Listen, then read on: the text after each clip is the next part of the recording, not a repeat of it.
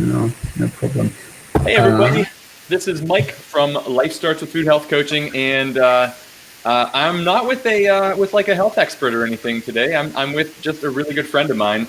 That he's in Germany right now. Where he's at is raining for the first time in a while, which he's very happy about, and because his garden is needing it. But we met in Ireland, oddly enough. We were both on a vacation separately, and we met at the best place ever, the Irish Whiskey Museum. And when we first met, I don't know if you noticed me during the tour, but I was up there, me and Kim were asking if we could just drink the rest of the samples, essentially. And the guy was like, if you don't, I'll be mad, you know? And then you're over there asking him questions, and I'm over on the other side asking him questions, and then we ended up talking down in the bar below the tour. And then we hit it off from there. We spent the rest of the day together.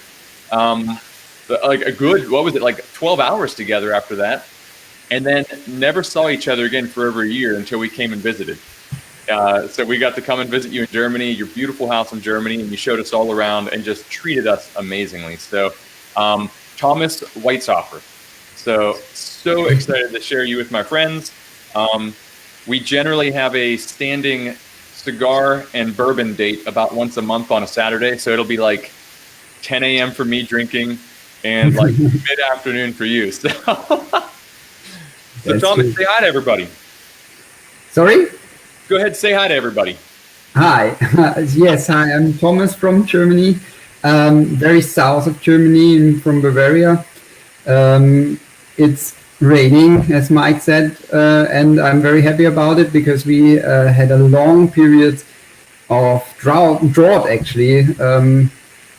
And so I'm very happy. As you said, my plants need it. Yeah. And yeah, it's quite cold outside. Otherwise, I'm fine. Shocking. It's about 50 degrees Fahrenheit where you are, and that's about what we are here in Pittsburgh right now. Probably we'll get up a little higher than that today. But you have a love for meteorology because you were actually studying in university meteorology before you became a teacher. Is that correct? That's true. Yes. 1 year I studied meteorology for 1 year, and then I switched to become a school teacher for physics and math. And I enjoy it. I enjoy teaching, which is sad at the moment because I cannot teach because the schools are still closed in Germany. Which is weird because I'm teaching, I'm doing homeschooling at the moment. It works actually quite well, but it's still a problem not to see the children, the kids. Yeah. And question, I was just thinking of this. How did you and Caro meet? Was it at university, or was it once you became teachers, or earlier than that? I used to dance rock and roll. Oh, that's right. Yeah, the rock and roll dancing where you throw your partner around, things like that. And dancing, I think. Yeah, we met. I had a partner, and she had a partner, and we met a dancing partner, and we met in the same club. So we went to the same dancing club, American English. Sorry, we are not dancing, dancing. Yeah, that's true. So, as you can tell, me and Thomas have a lot of fun together. Thomas is not scared to ask a lot of serious questions. All the things that you're not supposed to talk to around the kitchen table, Thomas talks about, and he asks questions, and it's really fun because we're both of the temperament that we don't get angry. We might get a little excited, get worked up, but we don't ever get angry. And we just hear each other's sides, and I think that's what's made our friendship so much fun. And that and the alcohol, right? So that's true. we made a makeshift homebrew club together. He's made hard cider at his house, and I sent him a book on making mead and cider, and then I make my own, and we're both like learning together. So it's a lot of fun. And my buddy Gary that lives local here, he's starting as well too. So So that's a lot of fun. But our whole point today is actually to learn more about what's going on in Germany. So definitely like how the schools are handling things, because I know a lot of our friends with kids, we've talked about this in the past. The schooling is like some of the teachers are really acing it. Some of the teachers are just kind of pushing it all off on the parents, which is really upsetting, because the parents, they're still working a full-time job. Now they're trying to figure out how to work from home. They're now trying to feed 2 or 3 kids at home when normally the schools would do that. And it's really difficult for them. So, how's this happening in Germany for you? Yeah, I think for the first time it was for us teacher very difficult to start with homeschooling, because we didn't have any experience on homeschooling, and also no experience with all this digital medias for teaching. You can actually use if you know how to do it. We have School Cloud, which is a German kind of WhatsApp, because we are not allowed to use WhatsApp in Germany because of the data issue. Oh. So we are using School Cloud, You're not allowed to use it for schooling in Germany. Yeah, we are allowed to. Yeah, that's true. No, you use that a lot. Yeah, that's true. No, it's only for schooling because of the data issue we have with personal data moving around for the children and so on. So we're not allowed to use it for school. So we use School Cloud instead, which is something German. And it works exactly the same as WhatsApp, and it's actually quite cool because it works from the mobile phone, it works from the PC or the laptop, and the children are used to use WhatsApp or this kind of social media stuff, so they chat with you as if you were a friend, and this is a quite good basic or quite good base for starting a conversation and helping the children. So lots of these things work over this School Cloud. I'm sending them all the notes, videos, and assignments, videos, all these things they need to learn, and they ask me questions about it. Yeah. And something that really impressed me that I think is just so cool, and it's like, no one wants to be locked down and no one wants to be out of their offices and stuff for this long. However, you've said that the students that normally would be quiet in class, that you didn't really get to know them very well, you have your rock star students that really reach out all the time and make sure that they're always asking questions and things. But you said that the ones that are more quiet actually are more active. They're reaching out more. They're asking you questions on the weekends. Just any time of the day, they're working on something they ask you. That's awesome. So, what a terrific thing that is to come from this being locked down and not having to the interaction personally. So yeah, it's totally different. It's some children don't dare to ask questions in normal school, but if they can reach for you personally, then this is a totally different relationship, and this has also his positive aspects about. But you also lose children on the other side. And you need the parents, as you said, it's difficult for us to find the right measurement to ask the parents for help, but not to ask too much for help, because we know as well that the parents have to do their work and are very, very it's very, very difficult for them as well. And I know like here in the States, a lot of people go into being, some teachers, a lot of teachers, we have really, really good teachers, but I also know the kids that I graduated with that became teachers because they wanted 3 months vacation. And when you think of that, you're like, they just barely passed school. And they what's amazing is anybody can become a great teacher. Just because you did bad in school doesn't mean you can't be a good teacher. But like, it's really incredible to see the people that do. But they people are getting mad that like, oh, these teachers are just getting like all this time off now, and we all pay very high taxes to pay our teachers. So somebody made a comment here. Kristen said in Massachusetts, the teachers were told they can't do any video calls. So they've not had any social interaction with teachers or other students at all. And the parents have had the responsibility all on themselves with almost no help. That's amazing. I mean, that's such a sad thing to hear.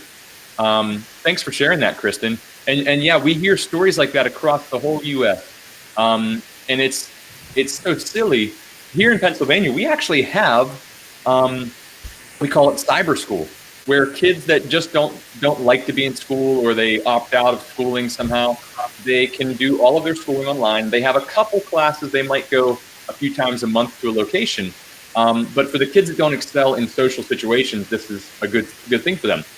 This is not like a new platform we have, and they aren't using it for the rest of the other schools that have shut down. They're just kind of winging it. But our schools, our local schools, like for instance, my brother has 3 children. He does not have 3 computers. And my mom is at home. Thankfully, my mom's retired, and she's teaching them. She's homeschooling my nieces, and the school gave them 2 iPads to help them with keyboards to help the girls get through their studies. But it's really taking a toll on my parents. So it's really hard. And that's a lot of people. So are you hearing anything like that in different parts of Germany, or are the German teachers doing? Yeah, as we in our school we had the same problem, and we have tablets in school, so we're sharing them out. We lend them to the children in need of a computer or something like that. And this works because in the beginning it takes some time to realize that a kid in school you actually normally care for hasn't any computer. I had this problem in a class. I didn't get through to a kid, and I was she didn't answer, and I asked questions. She didn't answer again, so I phoned. And I phoned in it was the second week after the lockdown. I phoned, and her mother was on the phone, and she said, yeah, I don't know what to do about it, but we don't have any computer. We don't have any internet. I don't know how to do it. I don't know how to get the task and get the school things and all this. So it took me 1.5 weeks to figure this out. Yeah. And then I called my school and I said, I have a problem with one child. She cannot get, she doesn't have any computer. So the whole school realized, there are actually quite a few children don't have any computer. They don't have any computer. So we shared out the computers we had in school, because you don't use them, or you don't need them in school anymore. So we shared them out. We brought them out to the families. And what did you do about what did you do about them having internet? How did you? Because that's how you're sharing your curriculum. Yeah, that's true, and that was a bigger problem, and it ended up for them to get internet. Yeah. They had to get internet. Yep. Which is actually, it was quite good for me to hear that they were able to get internet, and actually they got the internet quite quick. Oh, good. So it wasn't a big problem. And the first task I told her via phone calls, and after 1 week she had internet and could work on the task as well as all the other classmates. Yeah. So let's shift gears and unless there's anything else you want to talk about with how the schooling is there anything else? I'm fine. Yeah. I mean, next week the pupils come to school again. Oh, everything's opening back up for schooling then. Yeah, but we try to start slowly with only half of the class. So we start with the grades 5 and 6 and only half of the class. Half of the class comes next week, the other half comes the week after, and then we switch week by week, one half and then the other half comes, and so the children have 1 week homeschooling, 1 week school, and as it seems to get through from the government, this will be the way till summer. Okay, that's interesting. Yeah. So, and I know your wife, Caro, she's a teacher as well, and she teaches French and English. Yeah, and then you teach mathematics and science. Yeah, that's true. Physics, science. Yeah. Dang. Yes. Dang. Physics is like the mother of science. Yeah, right. I get to with my stuff I do at the doctor's office. I get to throw the word quantum physics around a whole lot, like I know what I'm talking about. It's quantum physics. Just trust it. You have to trust because it's statistics. So let's get into just socially. How has the last 3 months been for Germany socially? Because you guys were you relate to the game in terms of markets. You buy things at markets. That's just how it goes in Germany. And people were not taking it too serious at first because the markets are where you shop. That's where you get your food. And you go every other day to get fresh food. So how are things going now for that? I mean, the lockdown is, we are opening more and more. Mm-hmm. So the shops are open already again. We have a limitation on what shop can open, what shops have to stay closed. It's like it's like how big the shops are. Under 800 square meter, whatever I think 1,000 yards, something like that. Very small shops can open again, and the bigger shops have to stay closed. Yeah. Apart from gardening shops. Good. I mean, like where you can buy wood for woodworking and this thing. So one of our states, how about in Michigan, I think it was, the governor there is like, she got a lot of flack. She was way overstepping her bounds. And we've talked politics enough that you know my feelings on things, right? Yeah. She very much overstepped their state constitution, and I would argue the Constitution of the U.S. And I'll probably get tons of people screaming at me about this, who knows. But you were allowed to go to like the hardware store, the Home Depot and Lowe's and the Walmarts. You were allowed to go, but she closed off the gardening section. So you could grow your own garden at home if that was your only place to buy the stuff from. Like, what sense does that make? So that's really weird. Yeah, maybe because she thought gardening stuff wouldn't be so essential. That was her thing, right? But like, maybe, yeah. So, but people protested. So like, her whole point was everybody stay home and be safe. But because she did that, people came out in mass and they grouped together and protested. Yeah. And that's happening more and more across the country because people aren't.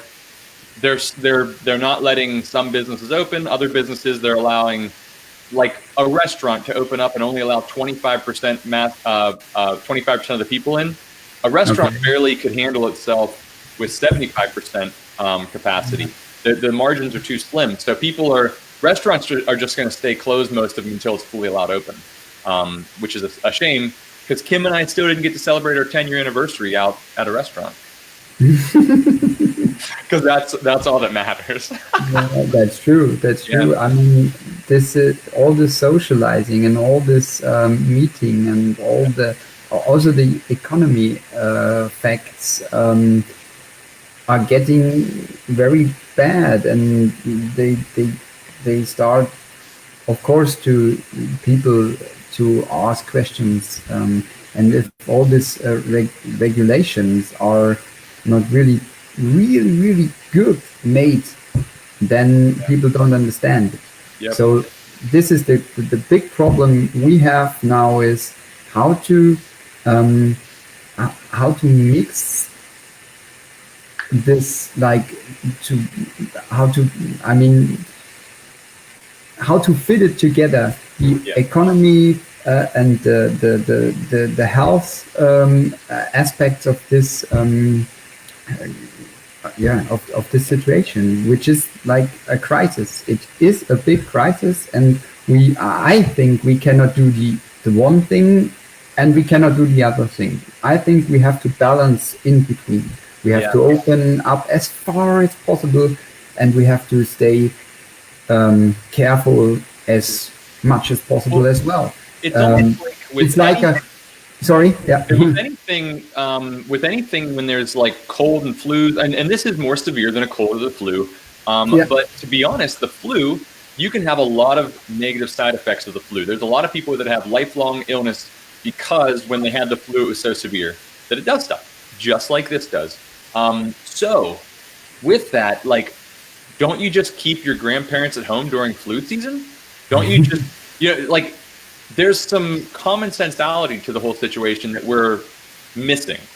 Now that we know how many people actually have serious situations, shouldn't we now treat it just like other times when we've had the same numbers add up, right? So like, shouldn't we open it up to most people, but tell the high risk people, like, you need to stay home, you need to stay away from people, you need to use tons of sanitary things, you need to do those things. Not everybody's thinking that way. And it seems kind of silly that's it seems silly that that's what it is, to me, at this point, with all the knowledge we have of this now. This is no longer a new thing. And I don't know, we'll have to talk offline and kind of share some of the data that we're getting here in the US versus what you guys are getting there. But I know if people say too much on social media, they like too much that isn't in line with what our CDC and other people say, their social media is getting shut down. I heard of a couple people who their entire website, which is their livelihood, at an IP level was shut down because they said something that someone didn't agree with. And it's like, who is the person that is making these decisions? So it's kind of scary. This is America, and people are being shut down online where you're supposed to have freedom of speech. So it's really weird. But we do have, and that's the problem, and that's why government is very careful about the situation. We do have problems with conspiracy theories. The problem is the internet, because everyone can just tell anything, and it doesn't have to be true, it doesn't have to be fact, it doesn't have to be proved. On YouTube you can just do anything you like, and people treat it as TV. And people are used on TV. It's fact, it's proof, it's right. But we know that's not the case anymore either with TV. So of course, freedom of speech is one of the most important things we have, but people are not used to it. Well, but in the US, they are used to it. Yeah. But we got lazy. We no longer. Yeah, that's true. So that's the problem. We stopped having our own personal thoughts that can tell us, maybe we should stop with something this guy says just doesn't feel right. Or do I agree with this guy just because I like the way he looks, or I like the sound of this? I wish it was true. Well, like, I could fly. You could fly with me. Just come jump off the roof with me. Okay, I don't care how persuasive I am. Don't jump off that roof, you dum-dum. Yeah, I mean, this is, and it's all about reason. It's everything, ever, all about reason. If people would just use their brains, and they would know what is real conspiracy theory, what is real fake, what is true, what could be true, what is just another perspective. Yeah. If people were reasonable, we could open up everything. We could open borders, we could open restaurants, because people just would use all this hygiene regulations. They would use masks, they would not shake hands anymore, whatever. They would kind of regulate their social contacts. Yeah. But because people are not reasonable, yeah, government has to come and shut down shops or whatever. Yeah. And it's this is the problem. Too. It's all about reason, and people are not reasonable anymore. Or never have been. Yeah, I guess this is not new, right? We always think everything is so new. There's nothing new about this. Yeah. So one of my friends, she a side job she has, a business. She sells clothing called Lularoe, and she said, like, for her websites, they're not allowed to say anything political or anything that might be out of line with, like, if it's one side or the other. They don't want it. They don't want it because it's like it's a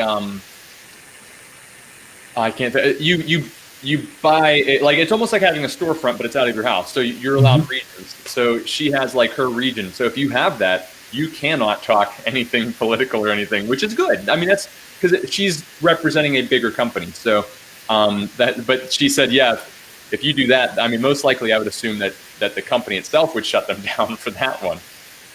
Let's get to the very important thing that everybody wants to know about. My good friend, Ed Green. Oktoberfest is on his bucket list. Are you having Oktoberfest this year? No. What? It's canceled. Oh my goodness. Yeah, it is. It is. We don't have any. It's not fake news. All of my friends. It's real.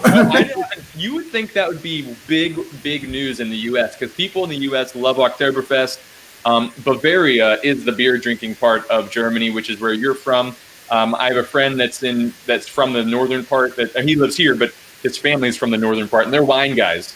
So he looks down he drives past the Oktoberfest tents, and he's just like, no, that's not for me. And you guys are just like, come on in. We don't care. We love everyone. No, the Oktoberfest was cancelled. For this year, they don't. I mean, they canceled it totally, so there won't be any small version of it or any delocalized version. They discussed about having all the stalls not set up on one point, Theresienwiese, but all over the place in Munich. But they said no, it wouldn't be a good idea, so they canceled it. I mean,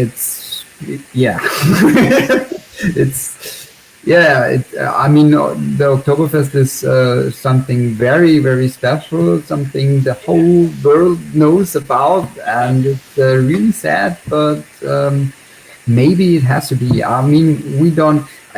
The problem is it could be all fine in October, September, end of September, but we just don't know, and I mean, there needs to be a lot of planning for an Oktoberfest, and they wouldn't ever plan an Oktoberfest if they are not really, really sure they are allowed to do it. And we can. I mean, the government couldn't allow it, as of course you can.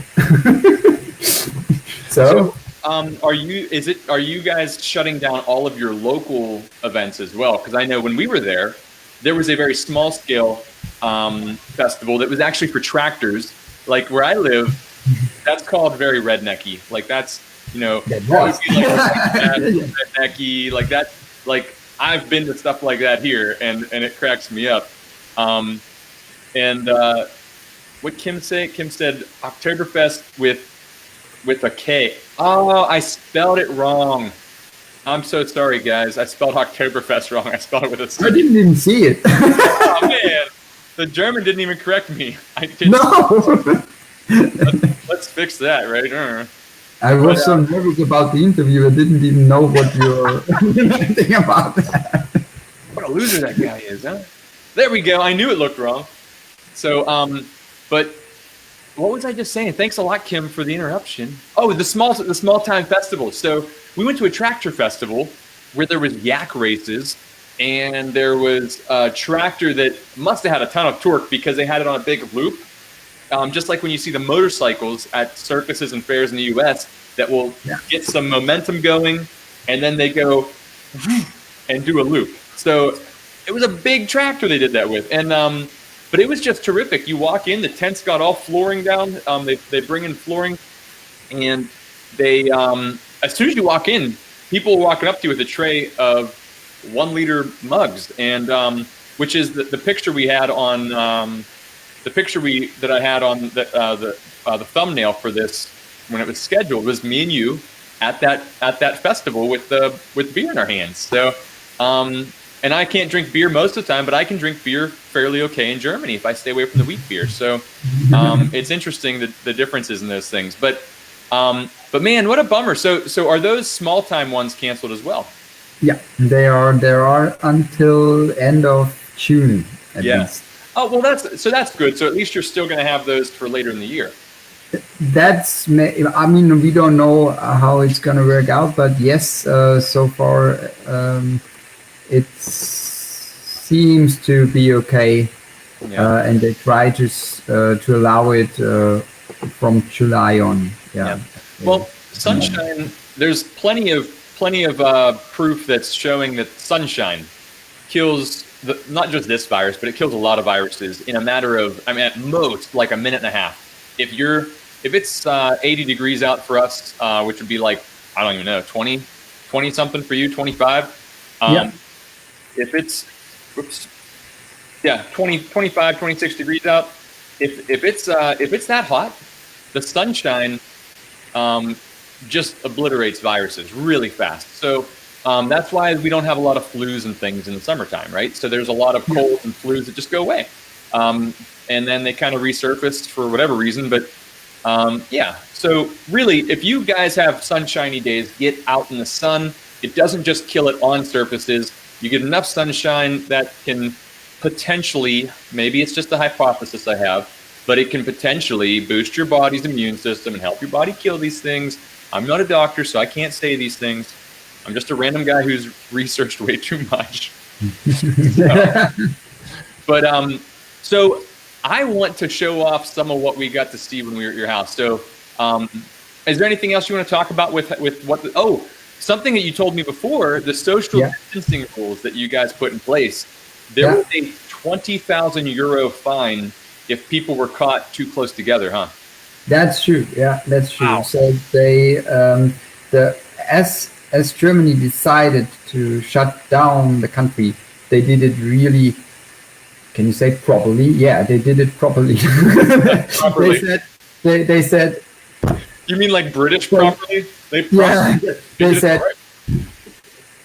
what if we do it, then we do it close.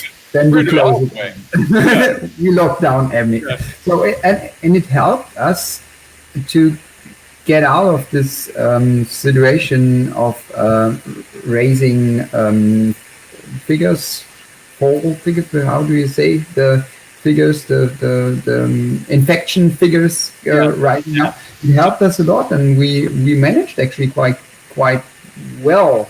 But now, of course, we have to open up again. There is no other decision. You cannot stay in a shutdown forever. And there is the vaccination topic. Of course, we can wait for a vaccination, but you have to vaccinate at least 5 billion people. So how would you do that? So there must be on that too. It's like the only way a vaccination can work is if immunity can work. So if you can get immunity to something, why do you need a vaccination? So chances are we've all been exposed to this to some point. So it's kind of my opinion, like we're just at that point throwing like heavy metals in our body. It's kind of silly. But I don't want to say anything more about that, because as soon as you say that, people start like, again, that's something else that can shut down your website, talking about whether these are the pros and cons of something can shut down your website. So, yeah, I mean, as far as, and that I think is something one can say, vaccination is useful and vaccination is important, but vaccination has its side effects. Mm-hmm. And if you want to vaccinate a whole society at once, then you get problems with the side effects. Yeah. So you can't vaccinate like everyone at once, because then the health system also gets its problems with the side effects. That's a really good point, man. Yeah, of course it is. It is the problem we are in. So that's what I said. We need balance sport. Do you know this game where a small ball is you have to get this ball around holes. Oh, not like the little thing, and it's a marble that you're going. Yeah, a marble. Yeah, a marble where you just like and you have to try to navigate. That's the situation what we are in.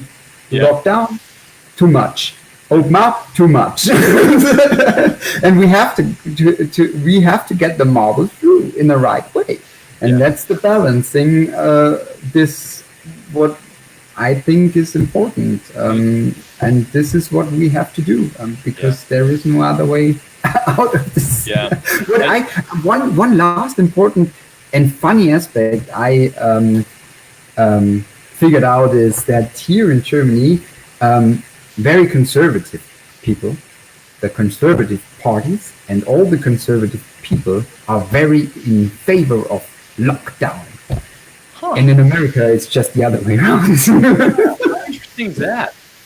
I don't know. It's amazing, but this is what I figured out. Like all these really conservative people, they all very scared of the virus, and they all say, "Oh, we have to do this lockdown because of the economy, and if we have a second wave, then the economy will get damaged even more."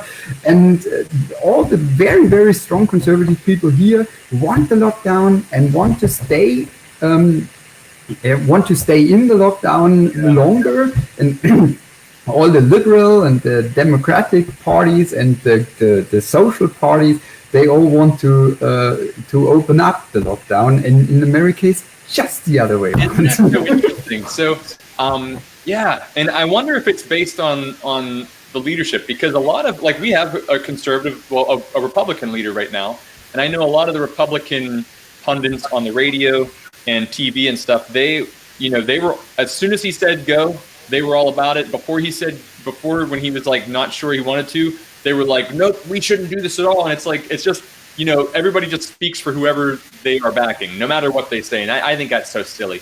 But I always tell people, I love to talk to people about how America, when you and I have had really good political conversations, I've realized that we are far more, Americans think Germany is like super socialist communism kind of thing.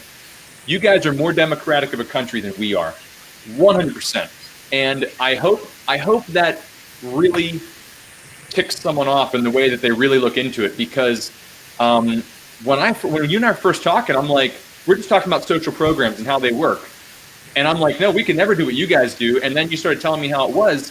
And it's like, there's just no nonsense behind it. And if something doesn't work, you pivot, do something different to see if that works. Or you just cancel it out. It's like, there's no such thing as political correctness in terms of social help. You do what's right. And if it's not working, you cut it. You don't waste billions of dollars on it. We use social help in order to, in some cases, we use the social programs to get more votes, not to literally help people that are in need. And it's a shame. It's a weapon. We weaponize it here. So But Yeah, we shouldn't go into this at all. I shouldn't have done. that's true. It's the advantage and disadvantage of voting a person, because we do not vote for a person. We vote for a party, and the party decides what person gets to become chancellor. Okay. Or chancellorette. Yeah, right. And you vote for a person. It has its advantages, because you know exactly what you're gonna vote, but it also has its disadvantages, because the person who wants to become elected does things just to get elected. Could be, yeah, and that's the hard part, is there's no way to know for sure. They can never do all the things they want to say. Of course not. There is as well the thing that we are properly able to vote for more than two parties, and in America everything is rather black or white. Yeah, well, so we have, and that's something to talk about another time. But yeah, this always happens with conversations. That's why we have 4-hour conversations. Yeah. But yeah, our founding fathers were geniuses, and it's just because it's not written down in the Constitution or in our amendments does not mean it wasn't written down in all their letters and journals and all the back and forth conversations they had. And that's the coolest part about it. And we can't ignore those things, because that tells us why they made these decisions. And when we really dive into it, it's genius. But let's move on from this. Before we get off here, I want to show everybody your beautiful place that we stayed. So this is your backyard. Oh yeah. And I'm sure you've said there's a lot of changes happening. So is there now something going on in the in this region right here? Can you? No. In the other on the other side of the picture, we did a little garden work. I have a little vegetable garden there, because my greenhouse and the vegetable garden can see right on the right side of the greenhouse, getting too small for all the vegetables I wanted to plant. Yeah, right. And I mean, you are so handy. You have the ability, like you've made a coffee table and stuff. That your dad was a metal worker or a woodworker? A metal worker, yeah. Metal worker, and he's also quite good with woodworking, actually. Yeah, you have so many skills. Let's get back on it. Well, it's all food now. I'm sure I have other pictures of not food. Maybe I don't. Oh, they're roadies. Yeah. So everybody, in Germany, you're allowed to drink and drive. Well, you're allowed to drink and ride. You're not allowed to drive. They're very strict on the person driving. But anybody else in the car can do whatever the heck they want. So that was us going to the Alps the one day, I think. That was a really good one, a very strong one. It was. Wait, what? I don't remember what the heck that stuff is. Was that a beer? It was kind of a strong beer. It was really strong. It was like 10% of alcohol. Oh, that was a what the heck do we call it? A barley wine. Oh yeah, that's what it was. Yes, barley wine. Yeah, because we were at the distillery, at the whiskey distillery. That was coming home from a whiskey distillery that was in the Alps. Yeah. So that was a lot of fun. And we did not need those. And this was another trip you guys took us on. This is about 3 hours from your house, and you guys recognize this. Anybody watching knows this castle. What's the name of that? Neuschwanstein. But we just had the best time with you guys. And right here, we're actually standing on a super scary bridge that's hanging over top of about a 150-foot drop. But the food we ate with you guys was so much fun. You guys were so good. You treated us so well. This is, do you remember what this is called? Ein Presssack. Is that like a head cheese? Is that just fat or is that actual head cheese? Pressure. Pressure and a bag, a pressure bag, where you just stuff all the leftover of the meat from slaughtering a pig in. And then, I know I should have organized it a little better. There we go. So, No.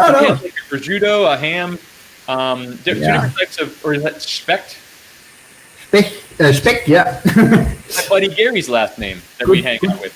Yeah, that's Gary's last name, Speck. Yeah. He's very German as well. Not actually German, but he's got the German car and the German license plate on his car here. But yeah, we just, with you guys, we would sit down first thing in the morning, make coffee in your awesome automatic coffee maker. We would have some kind of sausage or eggs or something. This was a Bavarian Schweinebraten. Was this our first night there that you made this?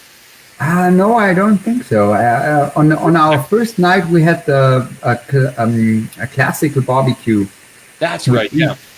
And this was also out of the Weber grill, but it was out of a wok.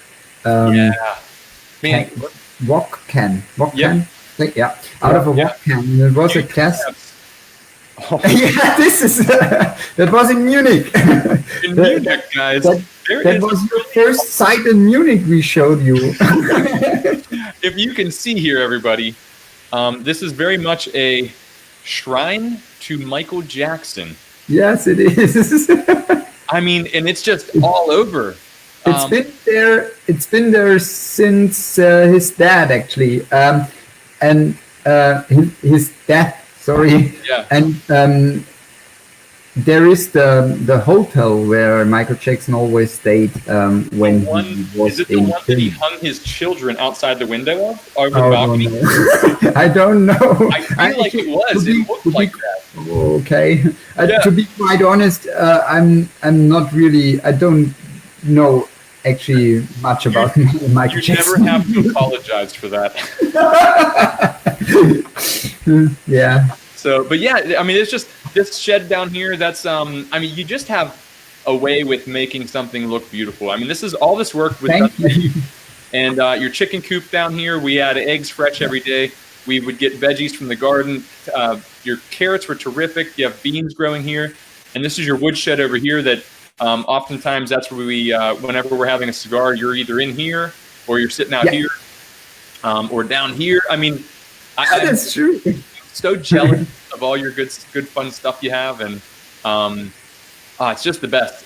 So let's get through some of these. And that's another one of the back there. And this was just that same pork belly that we were eating. The Schweinebraten. Schweinebraten. What do we have here? Do you remember what that was? That was just wine. Yeah, we had wine, yeah. And that's that. This was breakfast that Caro made us the one morning. Yeah, that's true. That was in the waffle. That was the Princeton roll. Yeah, the Princeton roll. Explain this. We went to New York once, to Princeton actually, and then to New York, and we stayed at a friend's house of my wife. And they also German, and they went to America to work in America for the Munich Re, this big insurance company. And they invited us to come to Princeton, and Eric, he's called Eric. It's the husband of the friend of my wife. He invented a Princeton roll. He called Princeton roll because he always made it in Princeton when he stayed in Princeton. Because he actually he's a pilot, and he works from Frankfurt, goes to Singapore and back, and then flies home to Princeton. So he lives in Princeton and he works from Frankfurt, flying over to Singapore. Wow. So, and what was this? This is essentially, you're making like an omelet. You whisk it up really well, but that was in a specific type of skillet that you use, right? Like a square skillet. Yeah, where you can roll the egg better, and so almost like a crepe, but a little thicker. Yeah. So, and that was terrific. That was a lot of fun. Back to those. I'll X these out now. And more of that.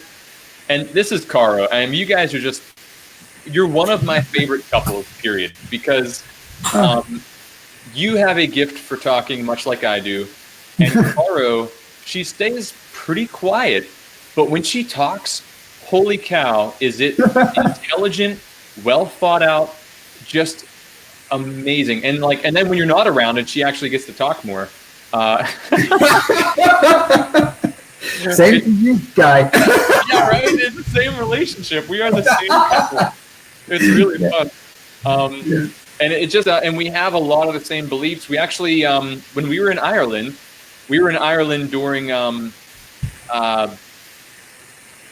when we met in Ireland, they were having we were fortunate to even get places to stay because they were having a vote on legalizing abortion. And Kim is on the board of a pregnancy center called Choices, which is a pro-life pregnancy center.